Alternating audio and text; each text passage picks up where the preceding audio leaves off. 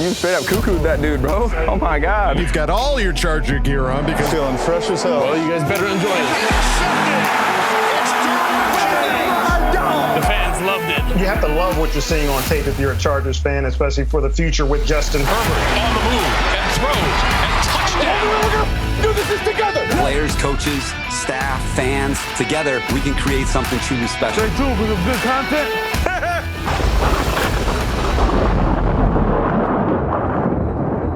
Well, happy Friday, everybody. Welcome back to the Charger Chat. I'm your co-host, Wooldog, sitting yet again with my buddy, Kyle, the Coach Duggan. How you doing, I'm bud? here. I'm here. Kevin's not here. I don't even know if it feels weird anymore. It's just feel like it's like a monthly Wooly and Kyle episode.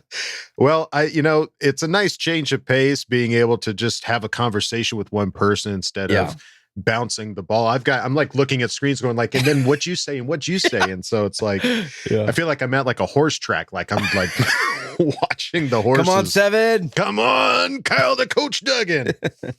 All right. Well, folks, we've got a few things to talk about this episode. As always, we've got a Craig experience lined up and we've got a Bolt history lined up. But first and foremost, let's talk about OTAs, folks. We are seeing players show up. And one of the players that has shown up that has not typically in the past shown up for OTAs is the big man himself, Joey freaking Bosa. Joey the Bear is Bosa. In the building, folks, or out on the field, whatever you want to call it. He is out there, and I think it's Ty Nowell. I'm not sure if I'm pronouncing his last name right. He's the one that takes a lot of the pictures of the Chargers when they're practicing and stuff like that. And he took some pictures of Joey Bosa with Mr. Khalil Mack. God, it's so scary. Manischewitz, man. It's like now that you're finally seeing these guys together, it's all coming together, man. Adam, why do you think Joey decided to come? Well, I mean, we've kind of talked about it on previous episodes that like this is that opportunity to kind of create that relationship that you're able to build upon that. And with so many new faces on the defense, Joey Bosa is the team captain. Like this is that opportunity to like, all right, I'm the team captain. I got to represent. Let me go out there, shake hands, kiss babies. And that includes Khalil Mack, right? Yeah. Like, I don't know what communication they had before, but I don't know. Maybe he wasn't. Do you think he was even planning to come? And then he saw week one, Max there. He's like, oh shoot, I got to get back. I got to get there. I don't know. I mean, part of me thinks that. Part of me thinks Staley like might have an influence on that. The Staley is, as we've seen in previous media, is the guy that likes to have one-on-one conversations with these guys, likes to have very personal relationships with everybody. And there very well could have been a personal conversation with Joey Bosa that said, hey, you know what? I know you don't normally come to these things, but it would mean a lot to me, your coach, maybe into something like this. So, or it's I don't know. This is Super Bowl year, and they can feel it, and they can sense it. Like they're like this. There's something different here. This is special. I got to go be a part of this. I don't want to go to OTAs. It's way before the season, but there's something special. We need to make sure that all of our T's are crossed and we're ready to rock and roll by the time week one comes around. Yeah, and I mean, and Joey Bosa just is kind of the glue of that. I mean, you've got Derwin James, who's, he's got the secondary down and he's been there at the OTA. So Joey Bosa, I mean, there's a lot of new defensive linemen specifically. So it's like, that's that group. Like it's almost he's almost the only familiar face of that group. Like otherwise it's for the most part, it's kind of new. I mean, you've got Fehoko and Merrill still there, but I mean, the big guys, the first stringers, like so far, it's like that's a whole new group for him to get to know and build a relationship with. Yeah, all the leaders are there, which is pretty incredible. Like they all showed up. Mike Williams even now is out there in week 2. Yeah. Jerry Tillery showed up, right? He did show up, yes. I did say he that he's felt there the now. heat. He felt the He's like, oh shoot, there's a lot of guys there. I definitely screwed up. Here we go. All right. Yes, I'll go. Yeah. I don't want to be the only one. So that's great to see Joey Bosa there. And then there was a hype video that came out here recently. As we've seen from the director, he has posted hype videos the past couple of years, and they are always awesome. They're really well put together. Really good. Usually with dramatic music. This most recent one, it wasn't so much, the drama wasn't there, but it was a hype video. Like it was a hype video, there was no need for drama. It's like, get the drama out of here. It's time to get hype for some of these players. And just a shout out to the director for including all the different podcasts, kind of dropping little bits here and there. And I'll recreate it because I was in Wooldog Star. I was in the Legacy hype video, and my line was Kyle Van Noy end scene. All right, Star. that was it. That was my roll claim credits. to fame. That's all I needed to hear. That's it. Let's roll the credits quick. Yep. I need to go out on top. But if you haven't seen it, go check it out. The director, like I said, and you can even probably check out some of his.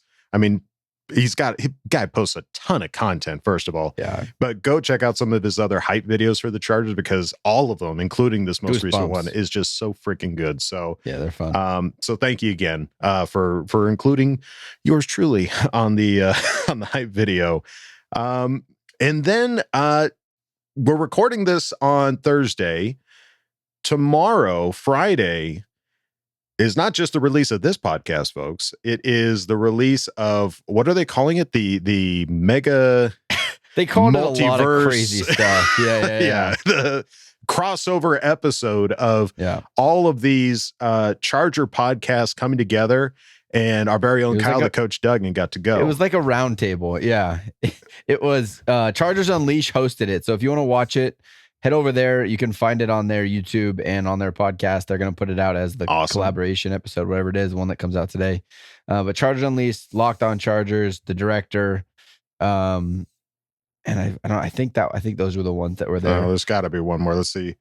Chargers Unleashed, the director, Locked On Chargers, Guilty as Charged. And Guilty as Charged. Yes. Yeah. So all of them. It was a lot of fun. A lot of Charger talk. If you can imagine. Good. I mean, yeah. Can you give us a sneak peek about like what was there a hot button issue? Was there something that was like kind of got everybody like, ooh? Well, we talked about our anticipated like impact player of the year. We talked about Justin Herbert, if we're going to see regression or if he's going to continue to grow statistically, what it's going to take for him to win MVP. We talked about surprise cuts and who we think might go. Talked a little bit about the schedule, the games that we're excited for. And then out of nowhere, the infamous Dutch oven quote was brought up. Stop it. No. Yeah, you have to go watch. It was at the very end. Oh, it was at the very end. They were like, by the way, Kyle, that whole Dutch oven thing, come on. Like it was even your question. You just like you took it and spun it into something better. So the word's getting around that we're just the goofball podcast. Well, if the shoe fits, I guess. Yep. So awesome. Well, go check it out, folks. It's a mega crossover event of all the Charger podcasts over at Chargers Unleashed. Go check it out. I can't wait to see it now that I know that it's worth the listen. It's gonna end with a Dutch oven question or quote. Yep. So. All right. Well, the one place that you can go that you won't find anything about Dutch ovens is over at ChargerChat.com. For now. We'll see if we can work it out later. But go to ChargerChat.com. Check out all the cool stuff we've got over there. T-shirts, hoodies, stickers. You can chat it up with other members, the other Charger Chatteteers, and ask questions and Ask Bowl fam. So go check it out, ChargerChat.com. All right, gang. Well, now it's time to go on to the next segment. You know them. You love them. It's the Craig Experience. Oh, yeah. Oh, yeah. Come on in, man. Kick your feet up. Oh. Craig Experience. Hello there. Make yourself at home. Got some stuff to talk about, right? Moving on.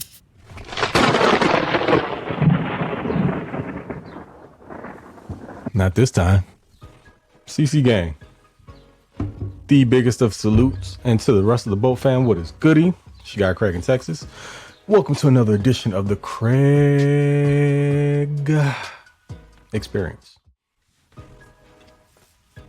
Man, the offseason is rough, particularly after the draft. When OTAs kind of wrap up, that dead period in between then and training camp, torture. And it's bad when the big boys are struggling, like ESPN, FS1, CBS Sports, because they start recycling stuff or talking about things that no one really cares about, like drafts from 4 and 5 years ago and comparing them to this year's, when there's no way to actually rate that properly because these cats haven't taken a snap yet. But I digress. We do what we have to do to create the content. So thankfully there are OTAs right now and you can kind of pull from pressers and, have talking points about things that the guys say, sound bites. You do what you got to do to make it work. What I want to talk about today is a little bit of the respect factor. And I know that's kind of a tired narrative. At the end of the day, what we know is that when a team wins, it'll garner more respect. You'll get more eyes on you. And the talking heads won't be able to really avoid you because you'll be the hot topic. Really, I don't even care about national attention in that regard.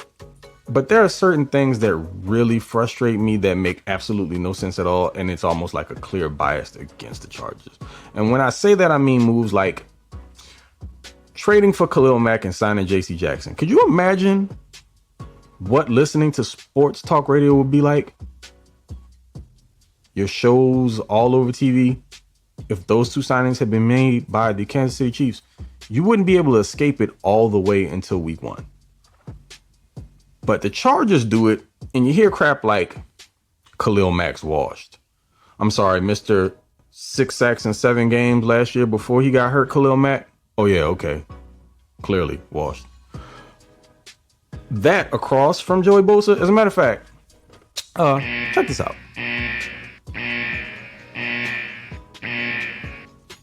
Now, you guys know I'm not the biggest fan of PFF. When it comes to statistics, enunciate, they do a good job. Now, when it comes to rating players and their performances and their grades, different story. But moving right along. How is it that 2 top 5 pass rushers aren't getting the recognition that they really just talked about glowingly the way that they should be? Now, amongst our fan base, we know exactly what that means. You would think 2 undeniable forces like that would be creating more of an uproar in the rest of the media. But I guess it is what it is. And then you go off and you sign not a top 10 cornerback, but a top 5 guy. And he ends up being an afterthought. Whatever. So with all that said, what I really want to dig into is kind of my thoughts, those way too early predictions that everyone makes that almost never really pan out, except last season, if you remember correctly, before everything got kicked off, I predicted that the Chargers would sweep the Chiefs, and it almost happened. And I am brought back to the trauma of Thursday Night Football, which I was in attendance for, and Travis Kelce's overtime touchdown. Sorry, I needed a second. All right, I'm back. But look, this is the year it happens. The Chargers are winning the AFC West. I'm calling it. No worse than an 11-6 record. 11-6, 12-5. I can absolutely see it. I don't have to go through all the signings. We all know that. We'd be, again, recycling information that everyone already knows about. So let's move over to the second spot, which I think is a coin flip between Kansas City and the Broncos. And I don't think the Broncos are getting enough respect. They had every piece you needed, offensively and defensively for the most part. They just lacked the quarterback because for some reason they can't draft them. You know what they can do, though? Rent Hall of Famers. And yep, they went and got Russell Wilson. So you take Russell Wilson and you add him to a very solid wide receiving core. Now you've got Jerry Jeudy, Cortland Sutton, Tim Patrick, and KJ Hamler. Why didn't that scare more people? I mean, the running back duo is pretty vicious as well. Javonte Williams and all of our favorites, Melvin Gordon III, as long as you don't give him the ball inside the 5-yard line. The defense is always going to be solid. They just are. And Chargers are probably going to have their struggles with them next year because it's just a thing with Denver, especially at Mile High. So I don't think it's just a given that if I'm saying the Chargers are going to finish in first, that the Chiefs will finish second. I don't know that. But what I do know is that the Raiders will be in fourth place. And I'm not just saying that because I hate them. I genuinely feel that way. And the reason why is because, look at this. Great. So cool. You signed Devontae Adams. I'm sorry. You traded for Devontae Adams. Whatever. Outside of that, Hunter Renfrow and Darren Waller. The reason why I have a little concern for the offense is because let's say one of those dudes goes down. It's going to greatly impact the passing game because they're not super deep at wide receiver. And I know you're saying the same thing about the Chargers, but hey, having Isaiah Spiller along with Austin Eckler is going to create a more dynamic passing game because both of those dudes are, well, we know that Austin is great out of the backfield and you can line him up out wide in the slot, do that. But Spiller was a good receiver out of the backfield in college. So let's say something happens to one of the receivers, and we saw that happen last year, in spurts. And the offense did suffer a bit in the passing game, but when you've got dynamic running backs, you can help to alleviate that problem. So it's a little bit different for us. The Raiders, on the other hand, might have a little bit of a running back quandary coming up this year. I can't remember homeboy's name from Alabama. That's their primary back, but they didn't pick up his 5th-year option, and they drafted a cat from Georgia. So 9 times out of 10, this is Buddy's last year, and they're either going to run him into the ground or he'll split carries. But, they're not as dynamic as what the Chargers have. So, yeah, to me, the Raiders are the obvious fourth place team. I'm not taking any credit away from Kansas City and, saying that they may not finish second, but, you got Pat Mahomes and you got Andy Reid, so you always have a chance. And it's not just a given that the Chargers finish first. I'm realistic here, Chargers truth broker. This is just what I'm feeling. This is what is coming from the brain of Craig Stradamus. I feel that the Chargers are going to win the division on their way to a fantastic playoff run, possible championship, and MVP quarterback in Justin Herbert.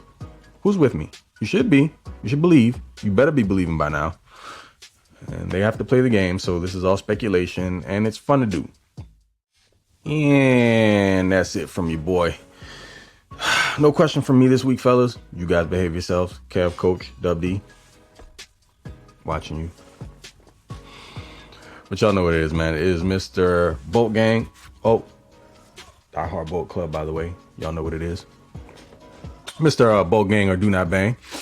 Mr. TOP_FLYT3 over on Twitter. And catch me on my YouTube page, The Flight Deck. Charge it to the game.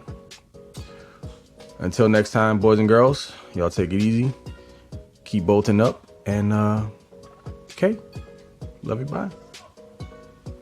All right, Craig. Well, thanks for breaking it down for us yet again. It is that kind of off-season lull right now. We're kind of past a lot of those major trades and pickups and free agent signings and draft, and now we're just kind of. But that means we're close. Putting in the work. Yes, we are. I think we're 100, maybe less than 100 days away from. That means we're close. Yes. Training camp is around the corner. It's almost summer. Schools are getting out. Mm-hmm. Football season is among us. Yeah, absolutely. What do you think about his rating of the AFC West? Do you think Chargers are a lock for first place? I do. Yeah, I think we're the best team. I think so too. I think if we stay healthy, we're the best team. I think we have the best roster in the AFC West. Now, that's not to say that there are not great teams. Absolutely I think not. that there's chances of us getting 3 teams into the playoffs if we don't kill each other on our way there. Because there's just that much talent. And now it's not a lack of quarterback play, right? The Broncos, it was always like, yeah, it's cool. You got to get defense, but you don't have a quarterback that's going to win any games. That's still the case for the Raiders. So I don't know what they're going to do. Devontae Adams is great, perfect, cool, whatever. Right. But yeah, but he can't carry the team all the way. No, Derek Carr is a Joe Flacco.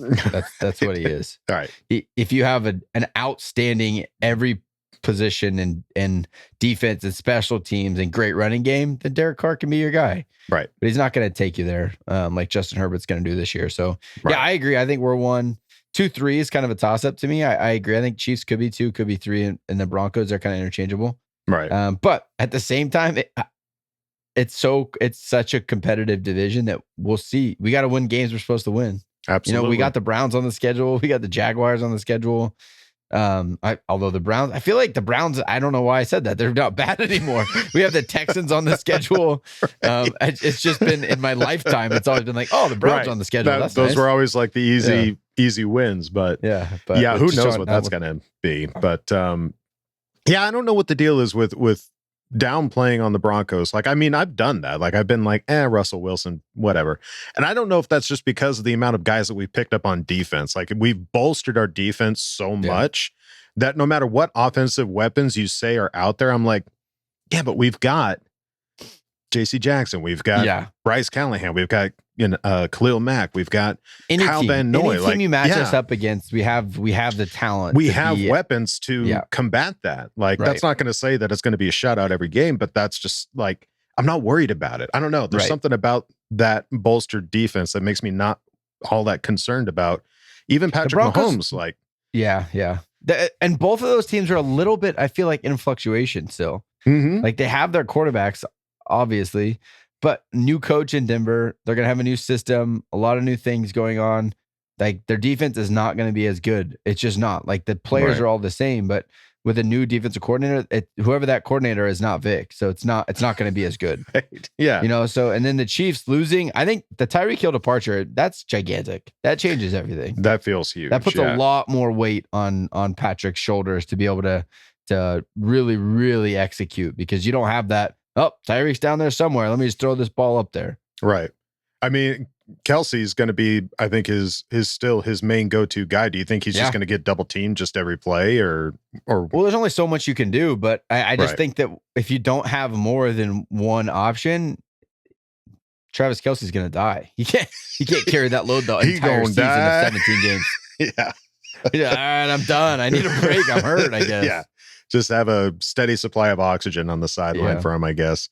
All right. Well, hey, Craig, again, thank you for popping on and chatting with us. We really appreciate it, and all the insight you bring, because you always bring the heat. Bring the heat, and you bring great gems. I appreciate it. Yeah. And the transitions are just continuing to grow. Dude, your media game is getting a little better every single episode. You're getting more graphics. You're getting the sound effects in.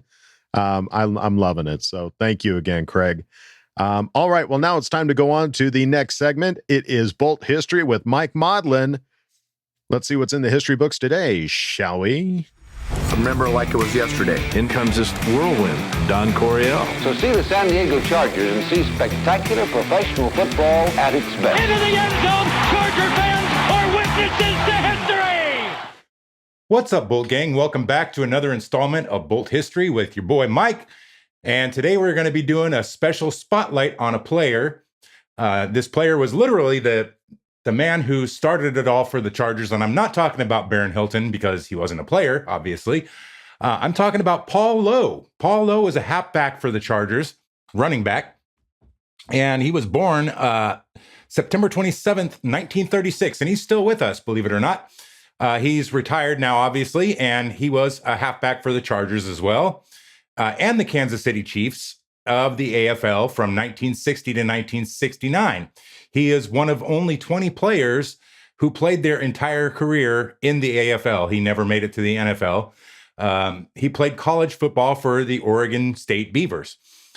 He attended Oregon State University and played under Beavers coach Tommy Prothro, who would coincidentally also become a Chargers head coach later down the line. In his sophomore year of 1956, he played as a backup quarterback and a running back. While he was playing at Oregon State, he caught the eye of a scout from the San Francisco 49ers, who gave Paul his business card and told him to contact him once he was done playing in college. And Paul ended up leaving college a year early to go and play for the 49ers. They brought him onto the roster. And in a preseason game, he was on an end-around run, and a freak play caused a hole to open up. A linebacker came through the hole and smacked Paul hard, so hard that he dislocated Paul's shoulder. The 49ers were also concerned that he was a bit too slight to be an every down NFL running back because he was only 170 pounds at the time. So they were worried about him taking the bruises and bumps from an NFL season. So they cut him. And he thought, his playing days were done at that point. He ended up going to sell cars for a living. He worked at a used car lot. And he was not really happy with that. It wasn't helping him support his new family. And so he borrowed a car from the car lot he was working at to drive down to Los Angeles to take the test to become a Los Angeles police officer. He did well on the test, but when they did his background check, they found out that the car that he had borrowed had a ticket and a warrant attached to it. And so they arrested him, and Paul tried to tell him, hey, that's not my car. And it didn't matter to them because he was the one who was driving it. So they put him in jail. His mom couldn't afford the bail. And so she had to scrimp and borrow from family members and friends, and she was able to bail him out. But he was devastated, and he thought, there's no way that I can do anything now. But he ended up catching on at a mailroom. And here's another stroke of irony, coincidence, whatever you want to call it. The place that he did find a job in the mailroom was at Baron Hilton's new Carte Blanche credit card company. And he was working there for a gentleman named Frank Leahy, who would eventually become the Chargers' first general manager. Frank knew that Paul Lowe had played running back in college, and so he asked him. He said, "Hey, Paul Barron and I are putting together this brand new team in Los Angeles, and we'd like for you to come out and try out for the team." And so Paul agreed to it because he initially thought his playing days were over. He was looking for a better job. And so he agreed, and they signed him to a $750 contract. They mentioned that about anywhere from 1,000 to 2,000 people had come out to try out for the Chargers. Movie stars had come out to try out, construction guys, you name it. The gamut of every profession you can imagine. People of all walks of life came out to try out for the Chargers, and only 2 people made it. One was Paul Lowe, and I wasn't able to find out the name of the other person who made the team, but Paul Lowe was one of them. He joined the Chargers as a free agent, and the very first time he touched the ball as a Charger, this is why I mentioned this is the man who kicked it all off for the Chargers, not literally because he was on the kickoff return team, but he took the very first play in Chargers history in a preseason game against the New York Titans, who would go on to change their name to the New York Jets. But the New York Titans they were playing in a preseason game. The very first play in Chargers history was the kickoff in that game, in that first preseason game. And Paul Lowe took the opening kickoff 105 yards for a touchdown on a kickoff return. But even with that, he still spent his first 5 games of the season on the bench. That season, he led the team in rushing. In 1961, with the team now based in San Diego, Lowe had the Chargers' longest run from scrimmage with an 87-yard touchdown run against the Dallas Texans.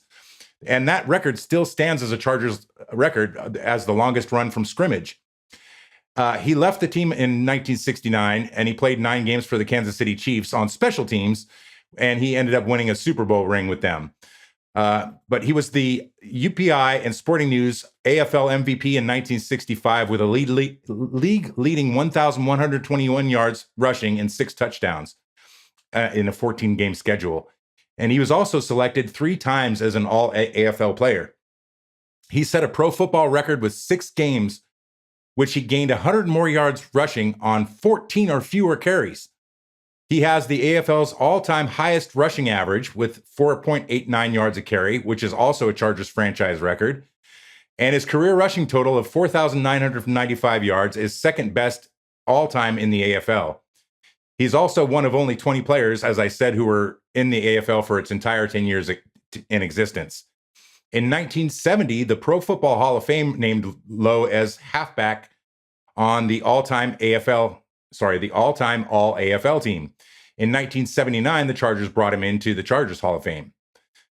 Coach Sid Gilman said he was the best running back in AFL history. Al Davis, who you remember as the scumbag owner of the Raiders before he passed away, he also worked as a scout for the Chargers prior to becoming an Oakland mainstay. But he was actually a scout for the Chargers before that. So scoring was obviously important to that man. And he saw a chance to grab an unemployed running back. while building the first Chargers team in 1960. And Al Davis once said, I remember that no matter where he played, he always got into the end zone. And that was evidenced by his very first touch of the football, taking it all the way to the house on a 105-yard kickoff return. He knew of Paul Lowe all the way back to high school when he played in Compton. He played at Compton High School in Los Angeles, and he knew that he had a really good career at Oregon State before leaving the school a year early to join the 49ers. But like I said, the 49ers cut him, worried about his shoulder and his light weight. But that didn't deter the AFL at all, because they were looking for players from anywhere, really, because, most of the great players were already taken by the NFL. So they had to, kind of like the USFL and XFL are now, they had to kind of go for those second tier players. But some of those guys were really, really good. Paul Lowe was one of them. But anyway, by the time that the season had begun, he'd gained 25 pounds through a weightlifting program, and he was now a solid 195-pound running back with a lot of speed. And so the team was 2-3 at the time, and Sid Gilman started him against Denver. And Lowe helped key a turnaround that saw Los Angeles win 8 of its last 9 games to win the Western Division. And he finished with 855 yards, which was just 20 yards less than the AFL rushing champ, Abner Hayes. But you have to remember that Paul was on the bench for 5 of those games. So imagine what he would have done with those extra 5 games in the stats. He probably would have beat that guy by more than 20 yards. And Sid Gilman said he was the best running back in the AFL over the 10 years that it existed. He had speed like Gale Sayers. He could cut, and he had a great change of pace. They like to use him on a quarterback toss with Ron Mix running out in front of him, where he could go outside, and he had speed to the outside, and he could beat anybody around the edge, but he didn't have great hands. So they threw him the short stuff that he was able to catch, and he turned a lot of those little passes into huge gains. So his stats kind of slipped in 1961, but he still led the league with 9 rushing touchdowns, and the Chargers reached the AFL title game only to lose to the Oilers for a second time. He missed the entire 1962 season with a broken wrist, but returned in 1963 to pair up with Keith Lincoln, who was another outstanding running back in Chargers history. But Lowe had more yards than Lincoln, 1,010 yards compared to Lincoln's 826. And the Chargers won their only AFL championship that year in 1963. His best season was in 1965 when he rushed for an AFL best 1,121 yards. And the Chargers reached the championship game for the 5th time in the league's 6 years. So you have to keep in mind, the Chargers made the AFL championship game 5 times out of the 6 years that they had been in existence so far. They had a great coach in Sid Gilman. Paul Lowe said he was a master of a coach, a great improviser. And if another team ran a play against the Chargers that Sid Gilman liked, he would steal it, tweak it a little bit, and it would work. They had a lot of offensive weapons, and they had an offensive line that just continued to get better every year. But there was a lot of frustration with the Chargers as they lost 4 of those championship games. In 1963, though, Paul Lowe felt that Chargers were the best team in all of professional football, including the Bears, who had won the NFL championship game. And I always argue that point, that the Chargers would have beat the Bears. They both had great defenses, but the Chargers had a much better offense. They were way more explosive. Their quarterback, Tobin Rote, was kind of a coach on the field. He could read defenses. This is one of Paul Lowe's quotes that I thought was great. He said he could read defenses like a preacher could read the Bible. Unfortunately, Paul Lowe bounced around between the Chargers and the Chiefs for the final 4 years of his career. He played just sparingly with both teams, and he finished his 10-year career spent entirely again with the AFL with 4,995 yards rushing, 1,045 yards receiving, and 45 touchdowns. His rushing total was the second highest in league history, behind only Clem Daniels. So the man had an incredible AFL career. But unfortunately, later on in his life, he started having some health issues. He's still dealing with I believe he's still dealing with prostate cancer, but he's still with us, thankfully. And I just wanted to bring his story to light for Charger fans everywhere, because the man was an absolute legend while he played with us in the AFL, and he should never be forgotten by Charger fans. Number 23, Paul Lowe, thank you for everything. As a reminder, stay bolted. Okay, love you, bye. Give it up for Paul Lowe, man. Like, what a absolute stud. Like, that was meant to be. That absolutely. was just, there was no way around that guy being a football player. He tried. Exactly. He tried. He really tried. He really went for it. Looking back, the 49ers blew it pretty hard, huh? I guess so. That's a good way to look at it. Yeah. But I mean, a name that I hadn't heard of before, like unless I was looking at the NFL yards per rushing attempt, like AFL, I wouldn't have even seen that name. Yeah, for the AFL. Yeah. So that's awesome. Really. Thank you, Mike, for taking a look at Paul Lowe and giving us a bit of insight into a Charger player who's, I mean, if you held a gun to my head, I wouldn't know what that guy's name was. So. And I'm like, Paul Lowe, you mean Rob Lowe, right? Yeah, George Lowe, the voice of Space Ghost, right? Like that's who we're talking about. But no, Mike, thank you so much for taking a look at that and diving in. And I think that's going to do it for us here at Charger Chat, folks. Any final thoughts there, Kyle? No, I hope Kevin enjoyed his vacation. Yeah, hope there was no Dutch ovens for him in the hotel. Probably got a couple from his kids, but yeah, hopefully he bought a tube of sunscreen too. Hopefully he's not boiling red when he gets bat. But all right, well, that's going to do it for us here at Charger Chat, folks. Don't forget to bolt up because we're ready for any squad, any place. That pause was for Kevin. K, love you, bye. Pour one out for Kevin. K, love you, bye.